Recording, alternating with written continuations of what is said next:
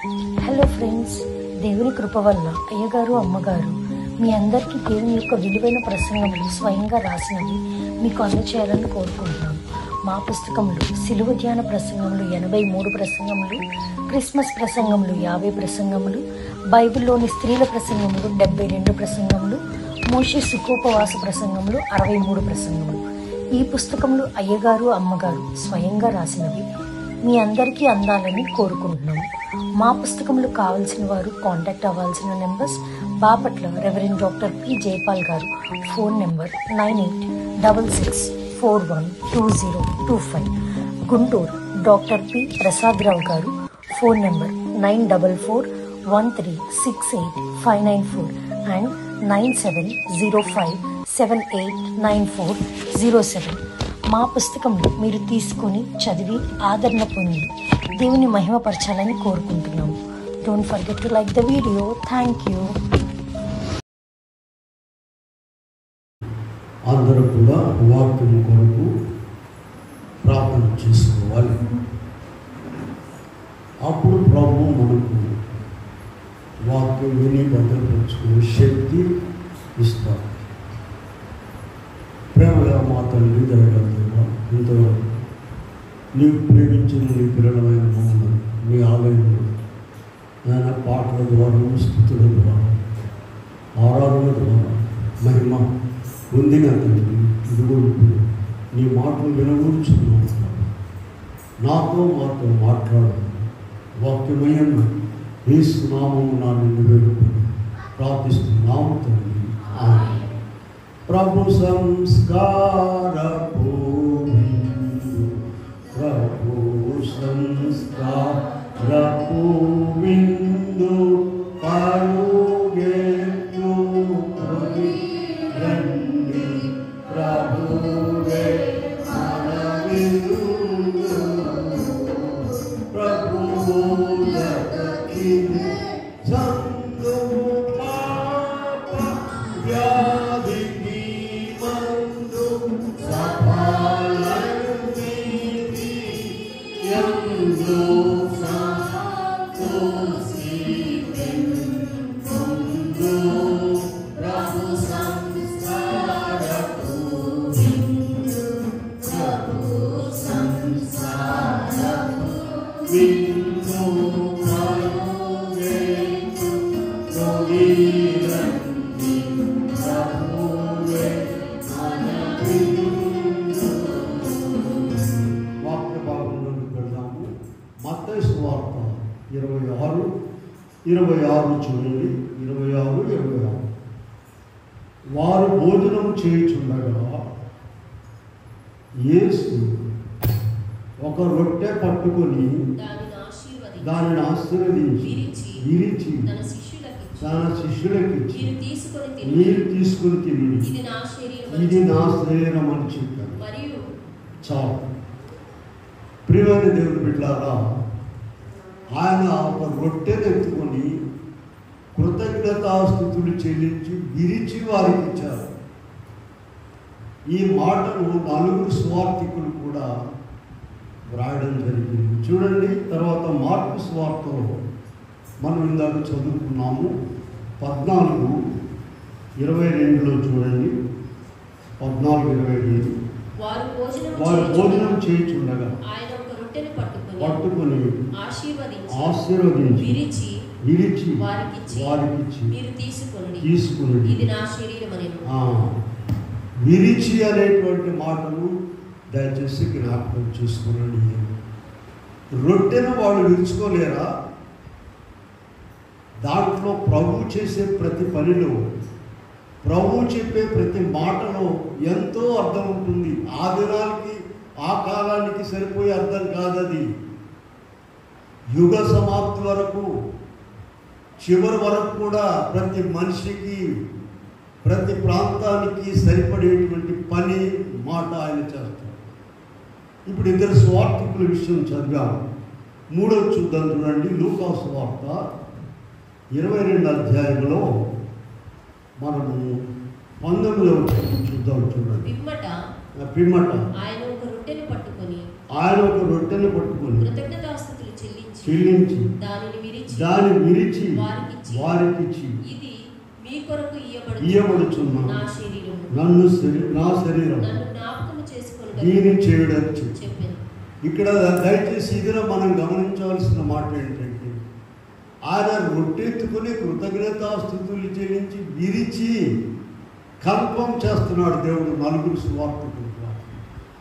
పౌలు గారి ద్వారా చెప్పిన మాట కూడా చూద్దాం. చూడండి, ఇందాక ఆరాధనలో మనం చదివాం కదా, మొదటి కొరింథీయులకు రాసిన పత్రిక 11వ అధ్యాయంలో మనము 23-24 ఉంచుకుంటాం.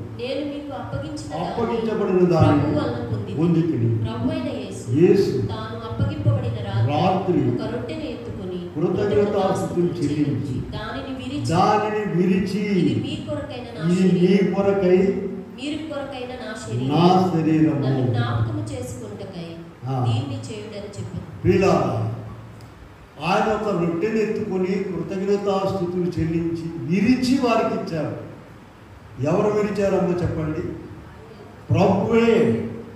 తర్వాత ఇక్కడ ఇంకొక మాట కూడా మనం గమనించాలి. మనం చదివిన భాగాలన్నింటిలో ఇది నా శరీరం అనేటువంటి మాట చెప్పారు. ఆయన శరీరమును ఆయనే విరిచారు. అది ఇక్కడ ఉన్నటువంటి గొప్ప విశేషం. ఆయన శరీరమును ఆయనే విరిచారు. పాత నిబంధన కాలంలోనే యెషయా గారు 53వ అధ్యాయంలో మనం 6-7 వచనాల్లో చూసినట్లయితే ఆయనే మన పాపములను బట్టి మన దోషములను బట్టి ఆయన నలుగుగొట్టబడ్డారు. మన సమాధానార్థమైన శిక్ష ఆయన మీద పడెను అనేటువంటి మాటలు చూస్తాం. ఆయనే మన కొరకు మనం ఏమనుకుంటామంటే ఆయన బలహీనుడిగా ఉన్నాడు, వాళ్ళందరూ కలిసి కొట్టి చంపి సిలువకేసి చంపేశారు అనుకుంటున్నాము. కాదండి. ఇదిగో ఇదిన వాక్య భాగంలో ప్రభు మనకు చెప్పేది ఏంటంటే, ఆయన రొట్టె అంటే ఏంటి చెప్పండి? ఆయన రొట్టె అంటే ఏంటి? ఆయన యొక్క శరీరము. దానిని ఎవరు విరిచారు? ఆయనే విరిచాడు. ఇప్పుడు యోహాను సువార్త 10వ అధ్యాయంలోనికి వెళ్తాం. చూడండి, యోహాను సువార్త 10వ అధ్యాయంలో 17వ వచనం చూద్దాం. 10వ అధ్యాయంలో 17వ వచనం చదవండి. నేను దానిని మరలా తీసుకున్నట్లు నా ప్రాణం పెట్టుచున్నాను. ఇందువల్లనే నా తండ్రి నన్ను ప్రేమించుచున్నాడు. ఎవడును నా ప్రాణము తీసుకొనడు. నా నేనే దానిని పెట్టుచున్నాను. పెట్టుటకు అధికారము కలదు, తిరిగి తీసుకున్నటకు కలదు. ఈ ఆజ్ఞ పొందితినా నేను. ప్రియులారా, ప్రభు ఒక రొట్టెని తీసుకొని విరిచినటువంటి తాత్పర్యము యోహాను సువార్తలో మనము 10వ అధ్యాయంలో 17-18 వచనాల్లో క్లియర్గా చూస్తున్నాం. ప్రభువు ఏం చెప్తున్నారు? నా ప్రాణమును ఎవరు కూడా తీసుకోలేరు, నేనే దాన్ని పెట్టుచున్నాను, మళ్ళా తిరిగి నేను తీసుకుంటున్నాను. ఎంత అధికారం ఉన్నదో చూడండి. యోహాను గారికి ప్రకటన గ్రంథంలో 1వ అధ్యాయంలో పద్మోసు దీపంలో ప్రభు ప్రత్యక్షమై, పొద్దాక యోహాను గారు ప్రభువులకు ఆనుకుండేవాడండి, చిన్నపిల్లలాగా. ప్రభుతో ఇక్కడ లోకం జీవించి ప్రభు చనిపోయి తిరిగి లేచి మరల పరలోకంలోనికి వెళ్ళిన తర్వాత పద్మోసు దీపంలో ఉన్నప్పుడు ప్రభు ప్రత్యక్షమయ్యాడు. అక్కడ మనం 1వ అధ్యాయంలో 18వ వచనంలో చూడండి, నేను మొదటి వాడను కడపటి వాడను ఇదిగో యుగయుగములు సజీవుడనై ఉన్నాను, మరణము యొక్కయు నా స్వాధీనములో ఉన్నాయి. యోహాను గారు చూడండి, అంతా యోహాను గారు ప్రభువుతో ఉండి 12 మంది శిష్యుల్లో అంత సమీపంగా ఎవరు లేరండి. యోహాను గారు ఎక్కడ కూర్చునేవాడు అంటే అండి, ప్రభువును ఆనుకునేవాడంట. ఆయనకి ఇష్టము ఆనుకొని ఇచ్చేవాడు, ఈయనకి ఇష్టము ఆనుకోడు. మన పెద్దలు ఎవరైనా అటు ఆనుకుంటే ఊరుకుంటారమ్మా. పిల్లలు ఆనుకున్న కూడా, వాళ్ళ పుట్టిన పిల్లలు ఆనుకున్నా కూడా పెద్దోళ్ళైనా జరగవుతా జరుగు అని మాట్లాడతారు, ఆనుకోలేవు. అటువంటి ఆయన ఇక్కడ ప్రభు ప్రత్యక్షం కాగానే చూడండి, మనము యోహాను గారు రాసినటువంటి ప్రకటన గ్రంథంలో 1వ అధ్యాయంలో 17వ వచనం చూద్దాం. నేను ఆయన చూడగానే చచ్చిన వాని వలె, ఆయన పాదముల యొద్ద పడితిని. ఇప్పుడు పరలోక శక్తితో ఆయన కనబడ్డాడని. కనబడేసరికి ఆయన చచ్చిన వాళ్ళకి పడిపోయి ఉన్నాడు. అప్పుడు ప్రభు చెప్పాడు, నేను మొదటి వాడను, కడపటి వాడను, యుగయుగములు మరణమయ్యాను కానీ యుగయుగములు జీవించువాడను, మరణము యొక్కయు. ప్రపంచంలో ఎవరు కూడా గురువులు, గొప్పవాళ్ళు, గనులు అనుకునేవాళ్ళు ఎవరు కూడా ఆ తాళాలు నా దగ్గర ఉన్నాయని చెప్పాలా. కోతలు కోసారు, నేను గొప్ప అన్నారు. మరణం రాగానే అడ్రస్ లేకుండా పోయారు, దిక్కు లేకుండా పోయారు. ఆయన అలా కాదు. కనుక ప్రియమైన వాళ్ళారా, ఆయన మన కొరకు, సర్వమానవుల పాపముల కొరకు ఆయన తన ప్రాణమును పెట్టారు. యోహాను సువార్తలో 19వ అధ్యాయంలోకి వెళ్దాం. చూడండి, అక్కడ 17వ వచనంలో మనం చూసినట్లయితే 19వ అధ్యాయము, వారు యేసును తీసుకొని పోయిరి. ఆయన తన సిలువ మోసుకొని కపాల స్థలమున చోటికి వెళ్ళెను. ఆయన తన సిలువ అంటే ఏంటి? ఇక్కడ శ్రమ. ఆ సిలువ అంటే శరీరాన్ని ముక్కలుగా విరిచివేసేయడము. సిలువలో ముక్కలుగా విరిచివేశారు. ఆయన తన సిలువను ఆయనే మోసుకుని వెళ్ళారు. ఇంకా 18వ అధ్యాయంలో 8వ వచనం చూద్దాము. యోహాను సువార్తలో 18:8లో ఏం చెప్తున్నారు? వారితో నేనే ఆయనని మీతో చెప్పితిని గనుక మీరు నన్ను వెదకుచుండని ఎడల వీరిని పోనీయుడి. వాళ్ళందరినీ చేయొద్దు, ఆ బిడ్డలందరినీ ఎవరిని కూడా ఏం చేయొద్దు. నన్ను ఎరగదీసేయండి, నన్ను చంపండి. ఇలారా ప్రభు గొప్ప ప్రణాళిక, సర్వమానవుల రక్షణ మహాసంకల్పమును నెరవేర్చడానికి ఆయన వచ్చాడు. కనుక ఆ పనిని సంపూర్ణముగా నెరవేర్చాడు. 17వ అధ్యాయంలోనికి వెళ్ళండి. ఇక్కడ ఒక మాట చూద్దాం. 17వ అధ్యాయంలో 4వ వచనం, యోహాను 17:4 ప్రభు ఒక మాట చెప్తున్నారు. చేయుటకు నీవు నాకు ఇచ్చిన పనిని సంపూర్ణంగా నెరవేర్చి మహిమ పరిచితిని. ఈ మాట ఎంతమంది చెప్పగలరండి? చేయుటకు నీవు నాకు ఇచ్చిన పనిని సంపూర్ణముగా నెరవేర్చి భూమి మీద, ఇదిగో మనం ఆయన అడుగుజాడలను నడవాలని ప్రభు కోరుకుంటూ ఉన్నారు. ఆయన ఎలాగైతే ఆయనకి ఇచ్చిన పనిని సంపూర్ణంగా చేశారో, మనము కూడా మనకు ఆయన ఇచ్చిన పనిని సంపూర్ణంగా నెరవేర్చాలని ప్రభు కోరుకుంటూ. కనుక ప్రియమైన వాళ్ళారా, ఇక్కడ మనం చూసినట్లయితే ఇంకా 10వ అధ్యాయంలో కూడా మనం చూస్తే యోహాను సువార్తలో 14వ వచనంలోను 15వ వచనంలోను మనకేం కనపడుతుందంటే, నేను గొర్రెలకు మంచి కాపరిని. నేను తండ్రిని ఎలాగూ ఎరుగుదును, అలాగే నేను నా గొర్రెలను ఎరుగుదును. నా గొర్రెలు నన్ను ఎరుగును, మరియు గొర్రెల కొరకు నా ప్రాణము పెట్టుచున్నాను. మంచి కాపరి ఏం చేస్తాడండి? గొర్రెల కొరకు ప్రాణం పెడతాడట. జీతగాడే తోడేలు రాగానే వాడు ఏం చేస్తాడంట? పరిగెత్తి వెళ్ళిపోతాడు. మనకెందుకు రమ్మ? ఆ విధానం ఇష్టం వచ్చినట్టుగా వాటిని చంపుకొని తిని వెళ్ళిపోతుంది. కనుక క్రీస్తు ప్రభు మనందరి యొక్క పాత నిబంధనలోనే యెషయా గారు 53వ అధ్యాయంలో వేశారండి. మన పాపములన్నీ కూడా ఆయన మీద వేసుకున్నారు, మన దోషములన్నీ ఆయన మీద వేసుకున్నారు. ఆయన యొక్క మన పాపములను బట్టి మనకు రావాల్సిన శిక్ష ఆయన పొందారు. కనుక ఇలాగూ ఆయన మనకు రొట్టె విరుచుట అంటే చెప్పండి, ఆయన దేహమును ప్రభు చెప్పారుగా, ఇది నా శరీరము పుచ్చుకొని తినడని చెప్పారు. ఆ శరీరాన్ని ఏం చేశారు? ఆయనే విరిచి, చూడండి, ఆశీర్వదించి ఇచ్చేస్తే రొట్టె విరుచుకోలేరు వాళ్ళు తినేటప్పుడు.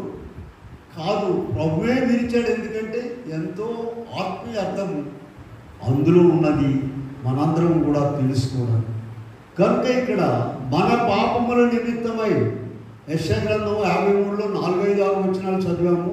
ఇప్పుడు 1 పేతురు పత్రికలోనికి వెళ్దాం. చూడండి, 2వ అధ్యాయంలో 24వ వచనం చూద్దాం చూడండి. 1 పేతురు పత్రిక 2వ అధ్యాయంలో మన పాపముల విషయమై మనము పాపముల విషయమై చనిపోయి నీతి విషయమై జీవించినట్లు ఆయన తానే తన శరీరమందు మన పాపములను రాను మీద మోసుకొని గాయముల చేత మీరు స్వస్థత నొందితిరి. ఆయన పొందిన గాయముల చేత అందరి కొరకు, అందరి యొక్క పాప శిక్షను ఆయన మీద వేసుకున్నారు. అందుకని ఆ రొట్టెను, శరీరం అనేటువంటి ఆయన రొట్టెను ఆయన విరిచేశారు. ఇందాక చాలా క్లియర్గా మనం చూసాము ఆ యోహాను సువార్త 10వ అధ్యాయంలో, నా అంతట నేనే ప్రాణమును పెట్టుచున్నాను, ఎవడు కూడా నా ప్రాణమును తీసుకొనడు అని చెప్పారు. ప్రియులారా, కనుక ఇక్కడ మనం చూసినట్లయితే యెహోవా 53:6 చూద్దాం. 53:6 యెహోవా మన అందరి దోషములను అతని మీద మోపెను. మన అందరి దోషాలు ఆయన మీద మోపారు. ఇక కల్వరి శిలువలో ఒకసారి మనం చూస్తే, కల్వరి శిలువలోకి వెళ్ళకముందే గెత్సెమనే తోటలో చూడండి, లూకా సువార్త 22:44 చూసినట్టయితే, గెత్సెమనే తోటలో ఆయన వేదన పడి మరింత ఆతురముగా ప్రార్థన చేయగా చెమట నేలపడుచున్న గొప్ప రక్త బిందువులాయను. ప్రియులారా, ప్రార్థనలో గెత్సెమనే వనములో ఆయన శరీరమును ముక్కలుగా విరిచేసుకున్నారు. ఆయన చెమట పడితేనే మనం సహించలేమండి, ప్రార్థన చేస్తూ గాలి లేకపోతే. ఆయన రక్తము బయటకు వచ్చేసిందట. కనుక గెత్సెమనే వనములోనే ఆయన శరీరమును ఆయనే ముక్కలుగా విరిచివేశారు. మన పాపములన్నిటి కొరకు భయంకరమైనటువంటి ప్రాణ ప్రమాదమైనటువంటి శ్రమ రాబోతుంది. కానీ ఏం ప్రార్థన చేశారు చూడండి. 41 నుండి చూద్దాం. 22 లూకా 22లో 41 నుండి చూసినట్లయితే, తండ్రి ఈ గిన్నె నా యొద్ద నుండి తొలగించుటకు నీ చిత్తమైతే తొలగించుము, ఆయన నా ఇష్టం కాదు నీ చిత్తమే సిద్ధించునని ప్రార్థించు. ఇలా ఈ లోకములో తన ఇష్టమును కొట్టివేసుకుని ఆయనని ఎందుకు పంపారో, ఆయన శరీరాన్ని ఎందుకు పంపించారో దేవుడు ఆ కార్యక్రమాన్ని నెరవేర్చారు. గెత్సెమనే తోటలోనే ఆయన శరీరాన్ని ముక్కలుగా విరిచివేసుకున్నారు ప్రార్థన చేస్తూ. ఇక కల్వరి శిలువలోకి వచ్చినట్లయితే మనము ఎప్పుడు కూడా మనం ధ్యానం చేసే విషయాలే. ఆయన కాళ్ళు చేతుల్లో మేకులు కొట్టేశారు, ముఖం మీద ఉమ్మివేశారు, ముండ్ల కిరీటం పెట్టారు, పక్కలో బల్లెము, చేదు చిరక, వీటన్నిటిని మించి దూషణమైన మాటలు, ఇవన్నీ కూడా ఆయన శరీరాన్ని ముక్కలుగా విరిచేసినట్టుగా చూస్తున్నాం. దైవజనుడు రాశారు పాట, కాలువలుగా రక్తమెల్లా కారుచుండెను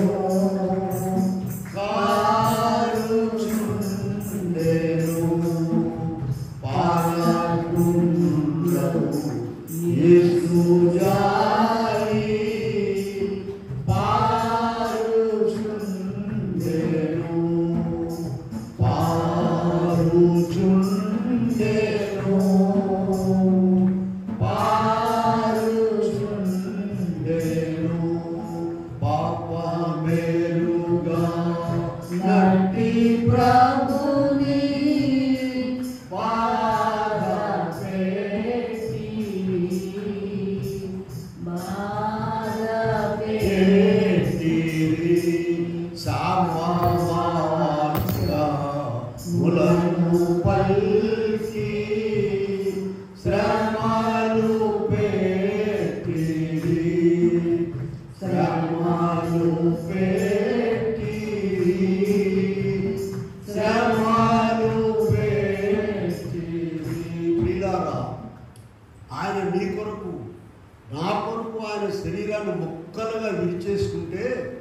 నీవు హాయిగా కాలు మీద కాలేసి కూర్చోమని కాదు అక్కడ. నీవు కూడా ఆయన అడుగుజాడల్లో నడవాలి. మొదటి పేతురు పత్రిక 2వ అధ్యాయము 21వ వచనం చూద్దాం. చూడండి, 2వ అధ్యాయం 21. క్రీస్తు కూడా మీ కొరకు బాధపడి మీరు తన అడుగుజాడలందు నడుచుకున్నట్లు మీకు మాదిరి ఉంచిపోయాను. ప్రియులారా, ఇంతవరకు మనము క్రీస్తు ప్రభు ఆయన శరీరమును మన కొరకు మొక్కలుగా విరిచేశారని చెప్పాము. ఇప్పుడు మనము మన శరీరమును మొక్కలుగా విరిచివేయాలి. విరిచివేయకపోతే మోక్షము లేదు, జయము లేదు, మార్గము లేదు. అయితే మనము 2 విధాలుగా మన శరీరాన్ని విరిచివేయాలండి. చూడండి, మనకు 3 శత్రువులు ఉన్నాయని ఎప్పుడు చెప్తుంటాను నేను. ఏమేమి చెప్పండి? ఆయన మార్గంలో మనం నడవకుండా చేసేటువంటి 3 శత్రువులు ఉన్నాయి. మొదటిది మన శరీరము, రెండవది సాతాను, లోకము. అది అటు ఇటు 2, 3 ఇటు వచ్చినా పర్వాలేదు. ఇప్పుడు ఈ 3లో ప్రమాదకరమైనది ఏదో తెలుసా? మన శరీరము. ఈ మన శరీరంలో ఉన్నటువంటి దురాలోచనలన్నింటిని కూడా సిలువ వేసేయాలి. గలతీ పత్రికలకు ఒకసారి వెళ్ళండి, 5వ అధ్యాయము 19వ వచనంలో శరీర కార్యములేవనగా, శరీర కార్యములు స్పష్టమై ఉన్నాయంట, గందరగోళం ఏమి లేదండి. చదవండి. శరీర కార్యములు స్పష్టమై ఉన్నవి. అవేమనగా జారత్వము, అపవిత్రత, కాముకత్వము, విగ్రహారాధన, అభిచారము, ద్వేషములు, కలహములు, మత్సరములు, క్రోధములు, కక్షలు, వేదములు, విమతములు, అసూయలు, మత్తతలు, ఇవన్నీ చూడండి 15 ఉన్నాయండి. ఇవన్నీ మన శరీరంలో ఉన్నటువంటివి. వాక్యం వినాలి దయచేసి. ఈ 15ను మనం సిలువ వేయాలి. పాములు ఏం చేస్తారమ్మా? ఒక దెబ్బ కొట్టి వదులుతారా? చచ్చేలా కొడతారు. ఇంకా కోపం తెరక తల చింత కొడతారు. మన శరీరము, ప్రథమ శత్రువు అయినటువంటి మన శరీరమును ఏం చేయాలన్నారు ఇక్కడ? ముందుగా దానిని సిలువ వేయాలి. అదే ఇక్కడ ప్రభు చెప్తున్నటువంటి మాట. రోమా పత్రిక 1వ అధ్యాయం 29వ వచనంలో మనం చూసినట్లయితే అక్కడ కూడా మొత్తం ఒక 21 ఉన్నాయండి. మార్కు సువార్త 7:21లోనికి వెళ్ళండి. మార్కు సువార్త 7:21లో 7:21లో లోపల నుండి వచ్చేటువంటివి అని ఒక లిస్ట్ ఉన్నది అక్కడ. లోపలి నుండి అనగా మనుషుల హృదయములో నుండి దురాలోచనలు, జారత్వములు, నరహత్యలు, లోభములు, కృత్రిమము, కామవికారము, దేవదూషణ, అహంభావము, ఇవన్నీ కూడా లోపల నుండి వస్తాయి. వీటన్నిటినీ కూడా మనం ఏం చేయాలంటే సిలువ వేయాలి. వీటన్నిటిని కూడా ఏం చేయాలండి? సిలువ వేయాలి. అప్పుడు కానీ మనము గొప్ప వ్యక్తులముగా ప్రభుకి ఇష్టమైన వారముగా ఉంటాం. కనుక ఇక్కడ ప్రియమైన వారులారా, గలతీ పత్రికలో ఒక మాట చూద్దాం. చూడండి, 5వ అధ్యాయము 24వ వచనం చూద్దాం. అందరు తీసి చూడాలి. గలతీ 5:24. క్రీస్తు యేసు సంబంధులు శరీరమును దాని ఇచ్చలతోను దురాశలతోను సిలువ వేసి ఉన్నారు. సిలువ వేసేది ఏంటండి? మన శరీరంలో ఉన్న దుర్మార్గతనంతా కూడా ముక్కలుగా విడిచివేయాలి. చూడండి, దేవుని బిడ్డలైన వారిని తిడతా ఉంటారు. ఎప్పుడైనా చూసారా మీరు? భయంకరంగా తిడుతుంటే వాళ్ళు ఏమి మొదలుకొని ఉంటుంది. ఏంద్రా వీళ్ళేమి తిట్టట్లేదు. కల్వరి సిలువలో ఉన్న ప్రభువుని ఇందాక మనం ఒక మాట చదివి, మొదటి పేతురు పత్రిక 2వ అధ్యాయం 21వ వచనంలో క్రీస్తు కూడా మీ కొరకు బాధపడి మీరు తన అడుగు జాడలందు, అందుకనే వాళ్ళు ఎన్ని తిట్టినా కుట్టినా మాట్లాడరండి. ఏంది ఎడికం పిచ్చి పట్టింది అనుకుంటారు, కానీ ప్రభువుకి అప్పగిస్తారా ఏంది, ప్రభువు చూస్తూనే ఉంటాడు అవన్నీ కూడా. కనుక ఇప్పుడు మనము మన శరీరమును 2 విధాలుగా సిలువ వేయాలి. సిలువేయడం అంటే ఏంటి? ముక్కలుగా విరిచివేయాలి. ఒకటి, మన శరీరంలో ఉన్నటువంటి అక్రమమంతా కూడా సిలువ వేయాలి. ఏ ఉన్నాయో కోపం చదివేగా చాలా లిస్టులు ఉన్నాయండి, ఇంకా సమయం లేదు మనకు. ఈ లిస్టులన్నిటిని కూడా ఏం చేయాలి? మనము సిలువ వేయాలి, చంపేసేయాలి. కోపం అనేది అసలు ఉండకూడదు. ప్రభు చెప్పిన మాటలు ఉన్నాయి. ఎవరు అనుసరిస్తారండి? ఒక చెంప మీద కొడితే ఇంకో చెంప మీదకు చెంప చూపించమన్నారు. చూడండి, కల్వరి శిలువలో భయంకరమైన శరీరాన్ని ముక్కలుగా విరిచేస్తుంటే వారి కొరకు ప్రార్థన చేశారు. ప్రభు ఏమని ప్రార్థన చేశారు? తండ్రి, వీరేం చేయుచున్నారు, వీరు ఎరుగరు కనుక వీరిని క్షమించు. కనుక ఇక్కడ శ్రమ అనేటువంటిది రోమాపత్రిక 12వ అధ్యాయంలో ఒక మాట ఉందండి, 1వ వచనంలోనే.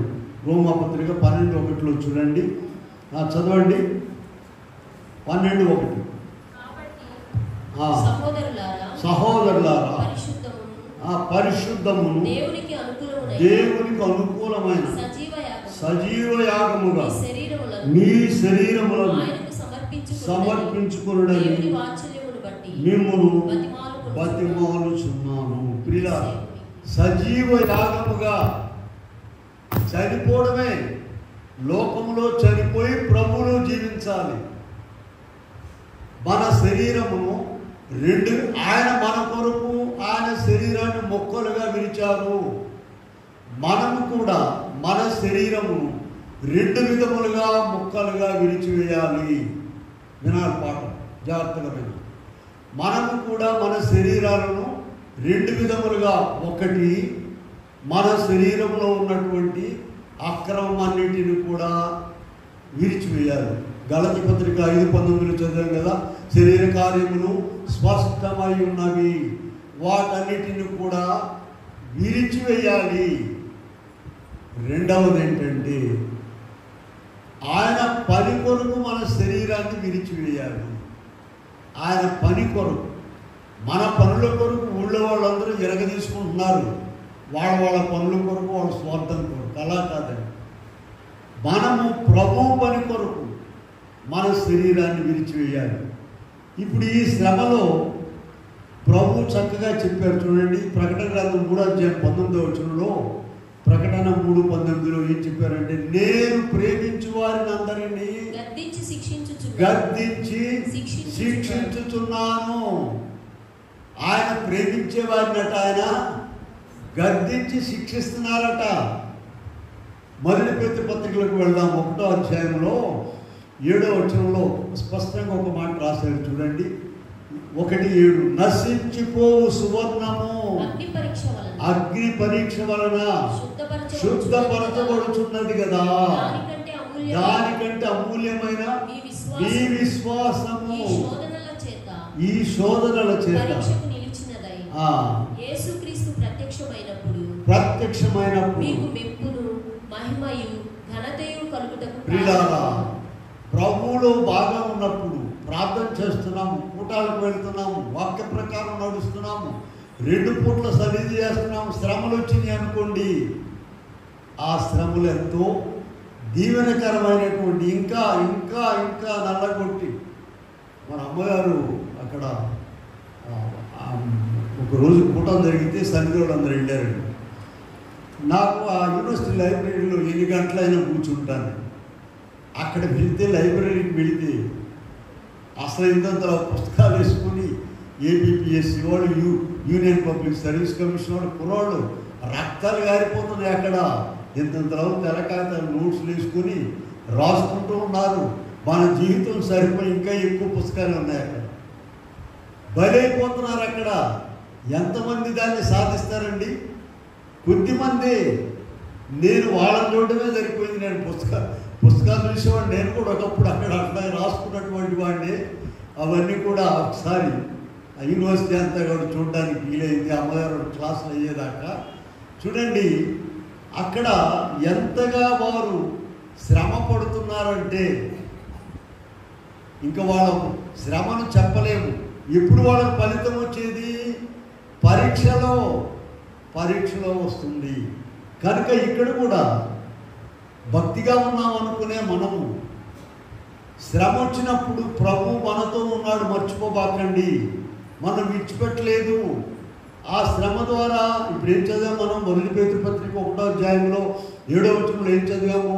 నశించిపోవు సువర్ణము అగ్ని పరీక్ష వలన శుద్ధపరచబడును కదా, దానికంటే అమూల్యమైన మీ విశ్వాసము ఈ శోధనల చేత పరీక్షకు నిలిచినదై. ప్రియులారా, సామెతల గ్రంథం 3వ అధ్యాయంలో 12వ వచనంలోకి వెళ్దాం.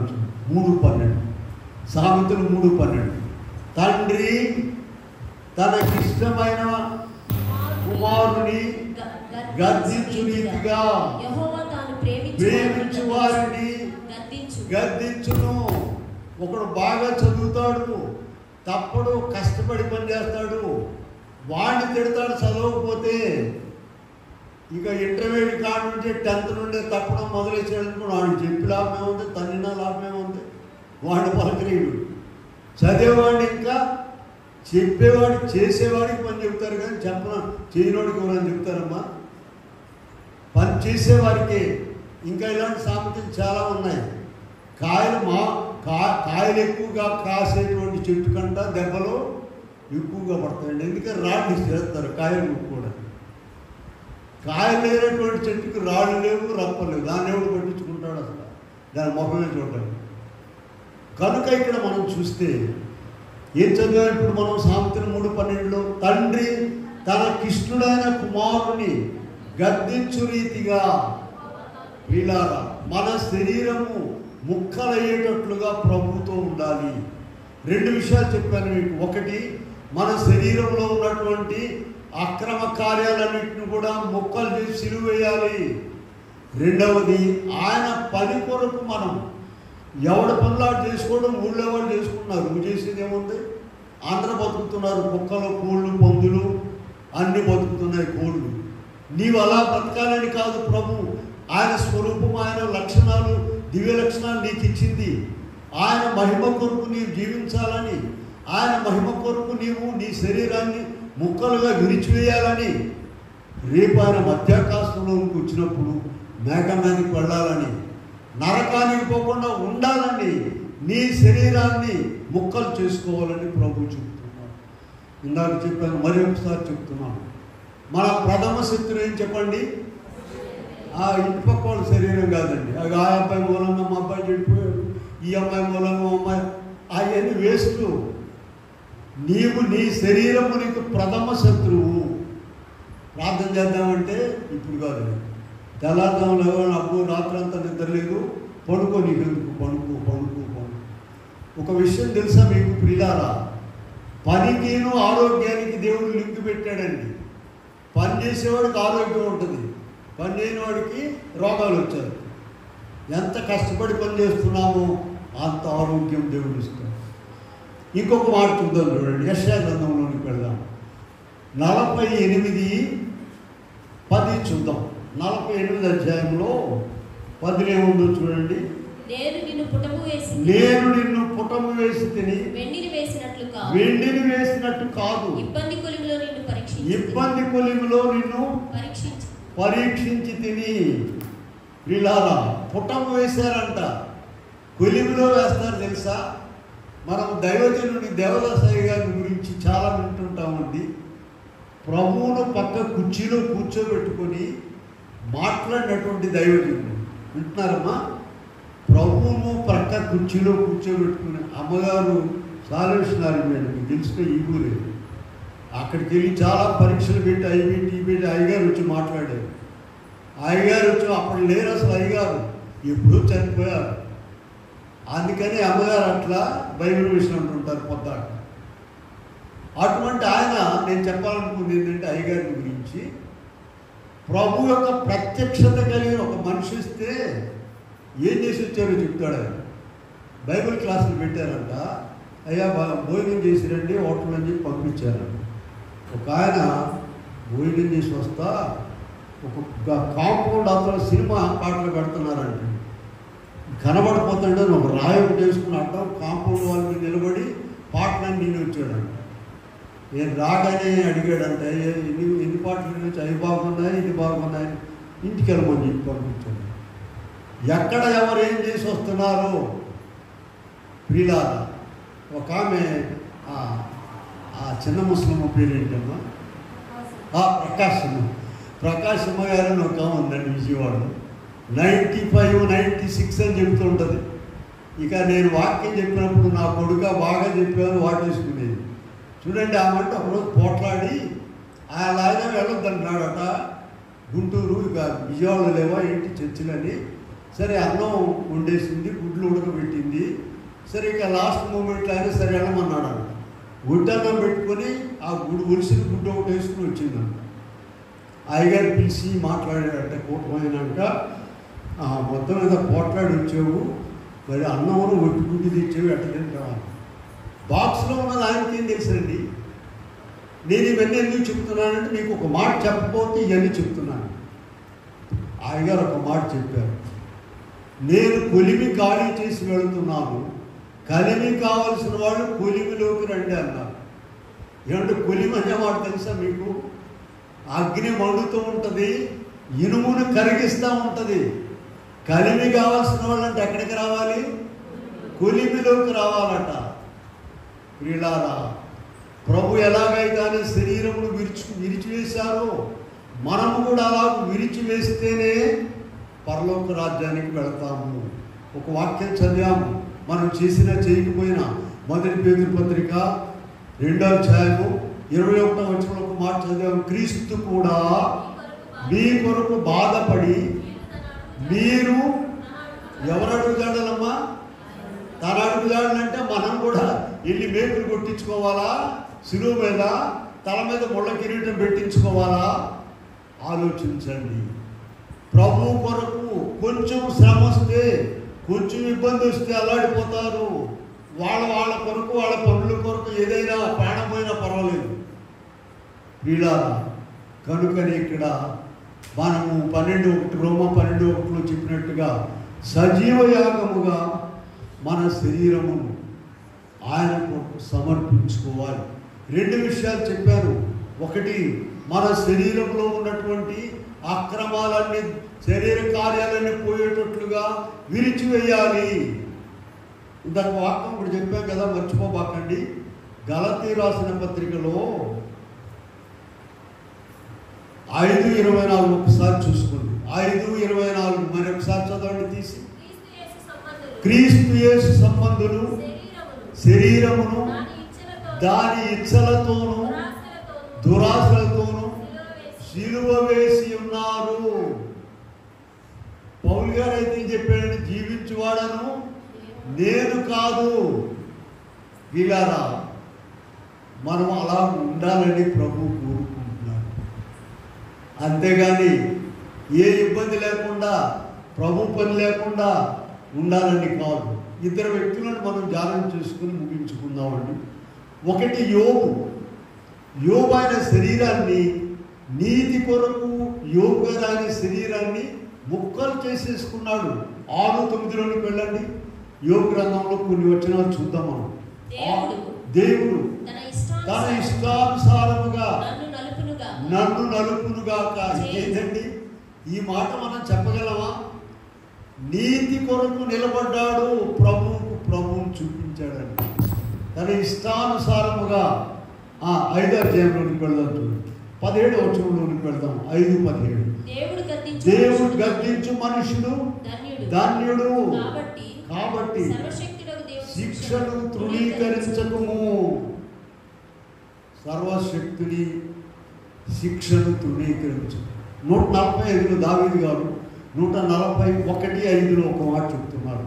141:5 నీతిమంతులు నన్ను కొట్టుట నాకు ఉపకారము, వారు నన్ను గద్దించుట నాకు తైలాభిషేకం. కొట్టొద్దు పెట్టొద్దండి. ఒక మాట మాట్లాడేమంటే గిద్దరాలు తిరిగిపోతున్నారు. ఏమండి, ఒక మాట అమ్మా ఇది తప్పమ్మా అని చెప్పామంటే ఇక బతికే పని లేదు. వీళ్ళారా కొద్దిగా జరగమ్మనండి, కుర్చీల మీద కూర్చున్నారు కదా, నేను చూస్తున్నాడు ఒక ఆమెను ముందుకు జరగమంటే నేను సీరియస్గా చూస్తుంది వెనక జరగమన్నాను. నన్ను నేను ప్రధానమంత్రి అయితే ముందుకు జరగమంటావా? వీళ్ళారా ప్రభు మన కొరకు కల్వరి శిలువలో ఉమ్మి వేయించుకున్నారు. మనం ఏం చేస్తున్నాము? మనలో ఉన్న అహంభావము, మనలో ఉన్నటువంటి ద్వేషం, ఈర్ష్య, పగ, కలహము అలాగే ఉన్నదా? 141 అధ్యాయంలో దావీదు గారు ఏం రాస్తున్నారు? నీతిమంతులు నన్ను కొట్టుట నాకు ఉపకారం. ఇంకా తర్వాత చదవండి. వారు నన్ను గద్దించుట తైలాభిషేకము. వీళ్ళారా ఆ వరుసలో మనం ఉన్నామా? ఆ వరుసలోకి మనం రావాలంటే మన శరీరాన్ని ముక్కలు చేసుకోవాలి. కనుక యోబు గారి విషయం ఇంకా 2 విషయాలు చూద్దాం మనం. 13-15 చూద్దాం. చూడండి 13-15లో చూస్తే, ఇదిగో ఆయన నన్ను చంపినను నేను ఆయన కొరకు కనిపెట్టుచున్నాను, ఆయన సన్నిధిని న్యాయమని రుజువు. చంపినా కూడా నటండి. ఆయన చంపితే ఎందుకు ఇంకా ఆయన అమ్మడి తిరగడం? ఇలా నీతి కొరకు యోబు గారు తన శరీరమును ముక్కలు చేసుకున్నాడు. ప్రభు అన్నీ ఇస్తారండి ఆయన కొరకు పాటుపడే వారికి. ఎంత కష్టపడుతున్నావు నువ్వు? నీ కొరకు ఎంత కష్టపడుతున్నావు? ప్రభు పని కొరకు ఎంత కష్టపడుతున్నావు? కనుక ఇక్కడ మనం చూస్తే ఆయన యోబు గారి మాటలు చూస్తున్నాము. ఆయన నన్ను చంపినను నేను ఆయనను 31-37 చూద్దాం. యోబు 31-37. నా అడుగుల లెక్క ఆయనకు తెలియజేసేదను రాజువలే. ఇలా 1వ అధ్యాయంలోనండి యోబు గారంతా ధనవంతుడు ఎవరు లేరటండి. తూర్పు దేశాల్లో ఉన్న గొప్ప ధనవంతుడట. ఆయనకు కుమారులు, కుమార్తెలు. ఈనాడు అనుకుంటున్నాం మనం, ఆనాడే యోబు గారి యొక్క గొర్రెలంటే కుక్కలు కాసేయటండి. కుక్కలు గొర్రెల మందలను కాసేయట. చూడండి ఎటువంటి కుక్కలు ఉన్నాయో ఆ దినాలు. ఆయన 1వ అధ్యాయంలో 15-19 వరకు చూస్తే అంతా పోయింది. అన్నీ పోయిన తర్వాత 21-22లో చూడండి, దేవుడు సృష్టించాడు, యెహోవా ఇచ్చెను, యెహోవా తీసుకుని పోయాను, యెహోవా నామమునకు స్తుతి కలుగునుగాక. వీళ్ళ కనుకనే ఆయన పేరు మీద ఒక గ్రంథం, ఒక పుస్తకం రాయబడి చివరికి ఆయన మొట్టమొదట ఎంత ఆశీర్వదించబడ్డాడో చివరి అధ్యాయంలోనికి వెళ్ళండి.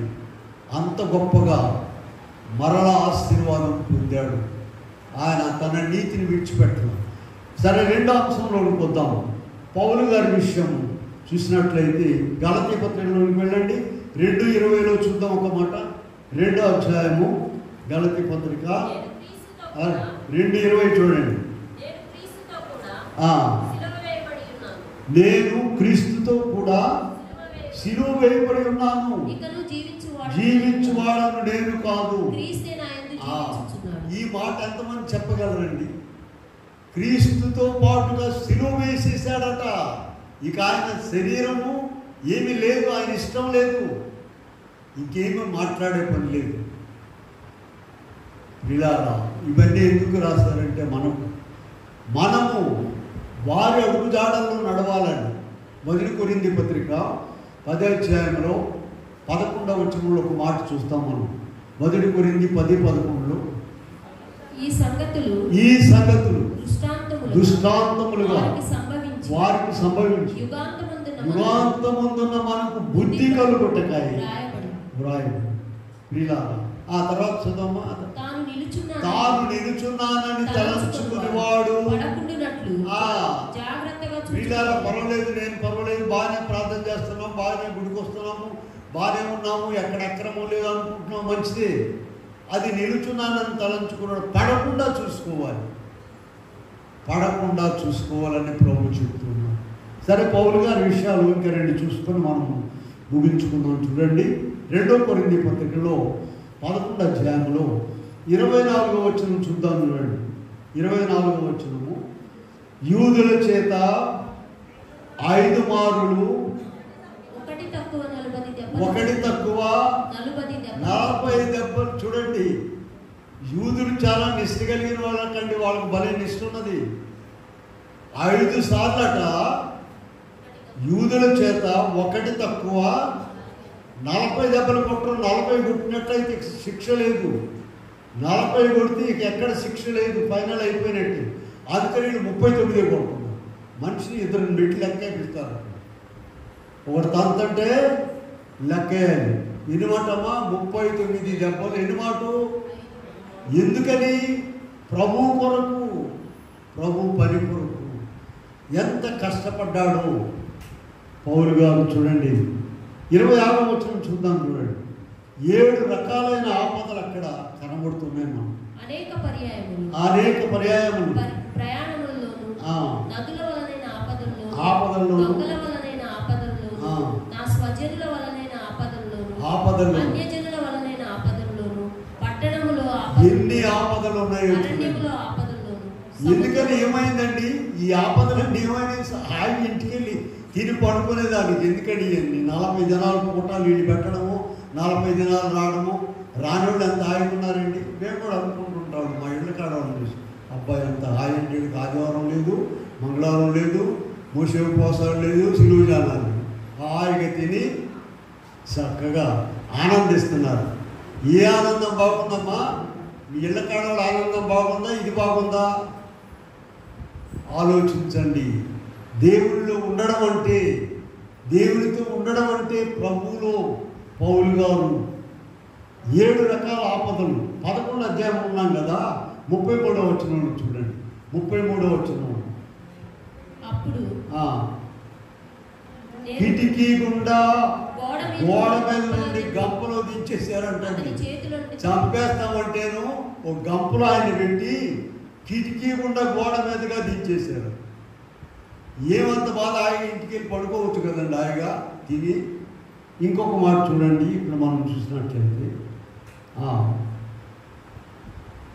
అపోస్తలుల కార్యములు 23వ అధ్యాయంలో 12 నుండి 14 వరకు.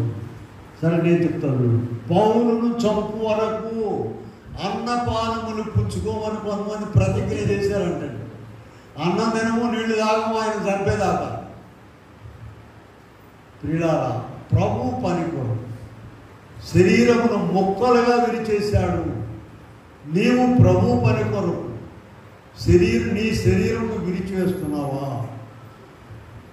పెద్దలాడు రావాలమ్మా అంటే, అబ్బో ఇంటికాడ ఏంటండి, ఇంటికాడ కొనలేదు, ఆ తపాళాలు చెంబులు అవన్నీ బయటే ఉన్నాయండి. అయ్యట తాళం వేసి తోడు ఎత్తిపోతాడు, బట్టలు బయటే ఉన్నాయి, వర్షం అవుతుంది. ఎన్ని పనులండి?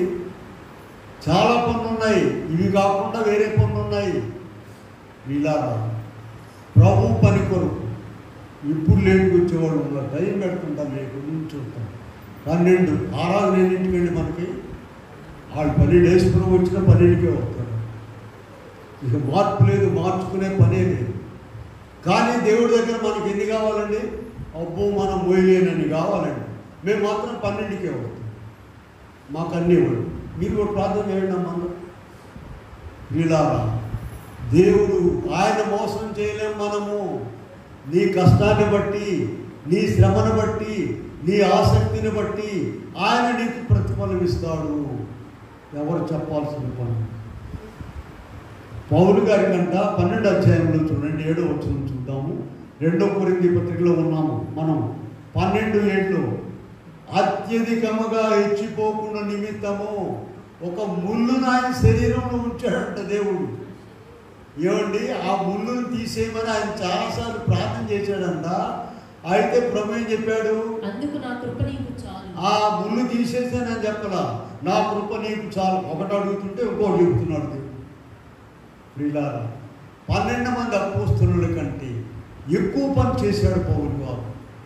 వాళ్ళు రాసిన పుస్తకాల కంటే ఎక్కువ పుస్తకాలు రాశారు ఆయన, పత్రికలు. కనుక ప్రియులారా, ప్రభు ఒక రొట్టెను పట్టుకుని కృతజ్ఞతాస్తుతులు చెల్లించి విరిచి వారికి ఇచ్చారు. నీకు తీసుకుని తినని. నలుగురు సువార్థికులు దీన్ని కన్ఫర్మ్ చేశారు. మత్తయి, మార్కు, లూకా, అపోస్తలుడైన పౌలు గారు. మనం కూడా ఆయన అడుగుజాడలో నడుస్తూ మన శరీరాన్ని 2 విధాలుగా ముక్కలు చేసుకోవాలని చెప్తున్నాం. నంబర్ 1 ఏంటంటే, నీ శరీరంలో ఉన్నటువంటి శరీర కార్యములు ఓ పెద్ద లిస్ట్ ఉన్నది, వాటన్నిటిని కూడా సిలువ వేసేసేయాలి. రెండవది, ప్రభు పని కొరకు. నిజమేనండి, బాగా చెప్తున్నారు, ఉపన్యాసం బాగా దంచేస్తున్నారు. కానీ ప్రభు పని కొరకు వస్తే మా ఇంటికాడ పనులన్నీ ఎవరు చేస్తారండి? ఎట్ట బతకాలండి? నీకు ప్రభు పని చేయాలని ఆశ ఉన్నట్లయితే, ప్రభు పని చేయాలని ఆశ ఉన్నట్లయితే నీకు అక్కడ ఇంటికాడ నువ్వు చేసే పనులన్నిటికన్నా ఎక్కువ 127 చూశారు కదండి, 127 అధ్యాయం లేవని చెప్పండి. మీరు ఎక్కువనే లేచి చాలా రాత్రి అయిన తర్వాత పండుకొంచు, కష్టార్జితమైన ఆహారం తినుచుండుట వ్యర్థమే. తన ప్రియులు నిద్రించుచుండగా ఆయన వారికి ఇచ్చుచుండు. కనుక ప్రియులారా, ఇలా ఒక వచనం చూసి ముగించుకుందాం. అపోస్తలుల కార్యంలో 14-19 చూద్దాం. 14వ అధ్యాయంలో 19వ వచనం చూడండి అమ్మా.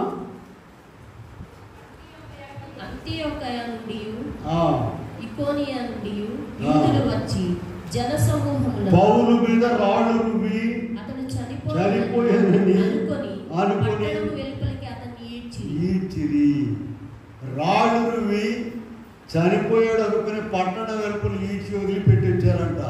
ఆయనేమో లేచి వచ్చాడు అంటే. వీళ్ళారా, ప్రభు కొరకు, ప్రభు పని కొరకు విలువబడ్డారు. మనము ముందు మన శరీర కార్యములను విడిచివేయాలి, తర్వాత మనము ప్రభు పని కొరకు విడిచివేయబడాలి.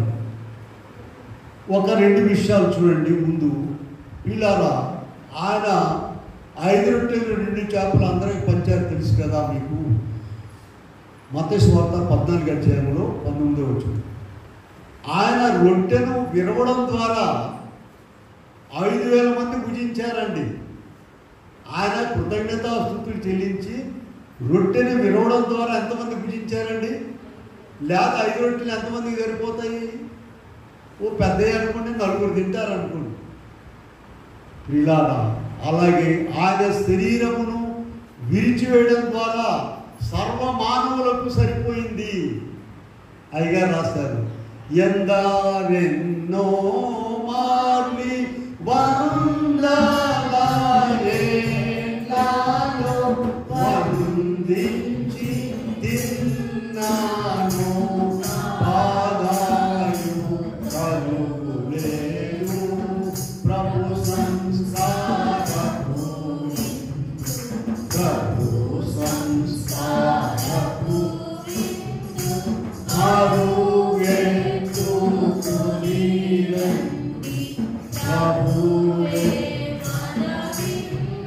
ఆయన శరీరం అనేటువంటి రొట్టెను విరవడం ద్వారా ఎంతమందికి సరిపోయిందండి?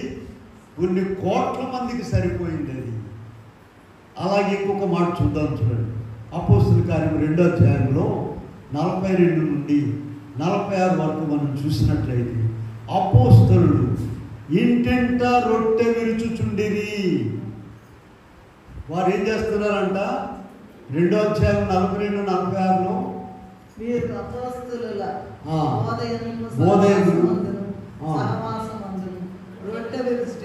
రొట్టె విరుచుటే అందును 46వ వచనంలో ఇంటింట రొట్టె విరుచుచు ఉన్నారట.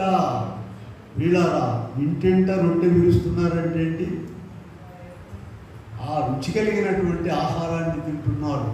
అంతేకాదు, ప్రభు శరీరం విరవబడింది, ఇదిగో మా శరీరము విరవబడింది ఆయన పనిలో అని ప్రతి ఇంటి దగ్గర వాళ్ళు బోధిస్తున్నారు. ప్రభు నీ కొరకు చాలా చేయాలని ఆశిస్తున్నావు. నీవు ప్రభు కొరకు ఏం చేస్తున్నావు? ప్రియులారా, ఆలోచించాలని ప్రభు కోరుకుంటూ ఉన్నాం. కనుక ప్రభు పని విషయమై అదిగో 5 రొట్టెలు 2 చేపలు ప్రభు విరిచివేయడం ద్వారా ఎంతమంది తిన్నారమ్మా? 5,000 మంది భుజించారు. ఎన్ని గంపలు ఎత్తారు? వాక్యం చాలా జాగ్రత్తగా వ్రాయబడుద్దండి. 5,000 మందికి సరిపోయినాయి అని అన్నారనుకోండి, మిగలకుండా ఏమంటారంటే తెలివితేటలు ఎక్కువ కదండి, అరే ఎట్టాగట్టు సర్దుకున్నారు లేదా యాడ్ సరిపోయింది అంటారా అనరమ్మా? అందుకని ఏమి రాశారు, అట్లాంటి చెత్త బాగుడు లేకుండా ఉండాలని 12 గంపలు ఎత్తారు. ఇక నోరు ఎవరు ఎత్తడానికి లేదు, సరిపోలేదు, సర్దుకున్నారులే, చేప మొక్కలు తగ్గినాయిలే, రొట్టెలు ఎక్కువైనాయిలే. ఒక ఆయన చెప్తూ బోధ చెప్పాడు, 14 రొట్టెలు ఎందుకని అచ్చగా చేపలే తిన్నారు. ఎవడు ఏం కావాలో ఇచ్చేశారు. అందరు ఇచ్చిన తర్వాత ఎన్ని మిగిలినాయమ్మా? 12 గంపలు ఎత్తారంటే సర్దుకున్నారేమన్నా? చాలేదా? వెనకోళ్ళకి చాలేదు అంటాడు ఒకడు, తెలివితేటలు కదా. వెనకోళ్ళకు లేదు, ముందు లేదు, అందరు తిన్న తర్వాత. కనుక ఆయన వినవడం ద్వారా మన శరీరాన్ని కూడా విరిచివేయడం ద్వారా ప్రభువుకు మహిమ. అనేకులు ప్రభు దగ్గరకు వస్తారు, ప్రభువును మహిమపరుస్తారు.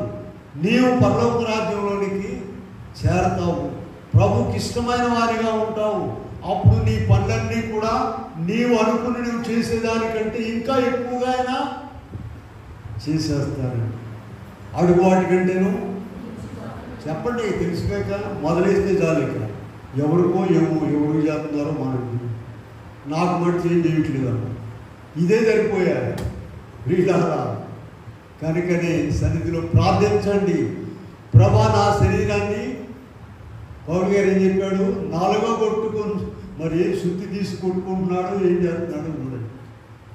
ప్రభా నా శరీరాన్ని విరిచివేయండి, ఇరగదీయండి అయ్యా. అదిగా మాట్లాడుతుంటాను, కోపం వచ్చిందయ్యా, నన్ను తన్నండి. మేము హాస్టల్లోనండి కామన్ రూమ్ ఉండేవాడు, 4-5. ఒకడు అసలు చదివేవాడు కాదు, కొనుక్కునేవాడు. నేను తెల్లారి చదువుతుంటే ఆడేమనేవాడు, ఒరే ఒక కర్ర తీసుకున్నాను తన్నాడురా, నన్ను తను ఎవడు కర్ర తెచ్చి కొట్టమంటాడు, అండి కుట్టి లేపండిరా అంటాడు. దేనికేమా? చదవడానికి. వీళ్ళారు అలాగే ఎవరన్నా ఇందాక చెప్పారుగా 141:5 బైబిల్ తెరకుండా చెప్పండి. 141:5 మనకేం పని? నీకంటే పని పాటలేదు, మాకు ఇదే పని అనుకున్నాడు. నీతిమంతులు నన్ను కొట్టుట నాకు ఆశీర్వాదము. ఇంకో మాట ఉందండి, తైలాభిషేకం. తైలాభిషేకం అంట. అది అమ్మగారు అయ్యారు పనే ఉందండి, పొద్దుగా బైబిల్ తీసుకు మా ఇళ్ళ దగ్గర ఉన్న అడిగారంట మన సత్యోళ్ళు వచ్చి, ఏం చేస్తారమ్మా? ఏదో పొద్దుగుంటున్న బైబిల్ తీసుకుని కూర్చుని ఉంటారండి. పని పడ్డాడు, బజార్ కన్నా పోయిరా.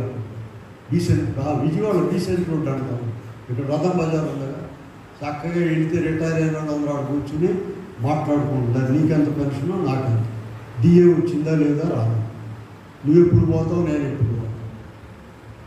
వీళ్ళ కనుక ఒక మాట చెప్పాను, మీకు గుర్తుందా? సెల్ ఫోన్ ఛార్జ్ పెడుతున్నారమ్మా, రోజు పెట్టాల్సిందేనా? సెల్ ఫోన్ లేనోడు చేయగలుగుతానంటే మంచి పని. సెల్ ఫోన్ లేని దేవుడికి అసలు. మనము కూడా 2 పూట్ల 100% పెట్టాలండి. 50-60 అయితే ఊరుకోరు, చిట్టుకుంటారు ఒకళ్ళొకళ్ళు. 50 అట్టగది పెట్టి 100 అవ్వాల్సింది. దానికేమో గొంతు కాడ పెట్టాలి ఛార్జ్. నువ్వేమో కొద్దిగా నా ప్రార్థన చేసి నువ్వు కూడా ఛార్జ్ పెట్టుకోకపోతే ఏమైందమ్మా? సెల్ ఫోన్ ఏమైంది చెప్పండి? చచ్చిపోద్ది. నువ్వు కూడా ప్రభు సన్నిధిలో ఎప్పుడు ప్రార్థన చేయలేదు, అప్పుడు చచ్చిపోతావు. అలా చనిపోకుండా ఉండడానికి ప్రతిరోజు కూడా ప్రభు సన్నిధిలో మన వైర్లెస్ అండి, వైర్లెస్ సెట్ మీద మనము ఛార్జ్ పెడతాం, దానికంటే వైర్ కావాలి. కనుక అలాగూ మనము మన శరీరాన్ని నిలుచుకొని ముక్కలుగా ప్రభు సన్నిధిలో ఉండాలి. ప్రార్థన చేద్దాం.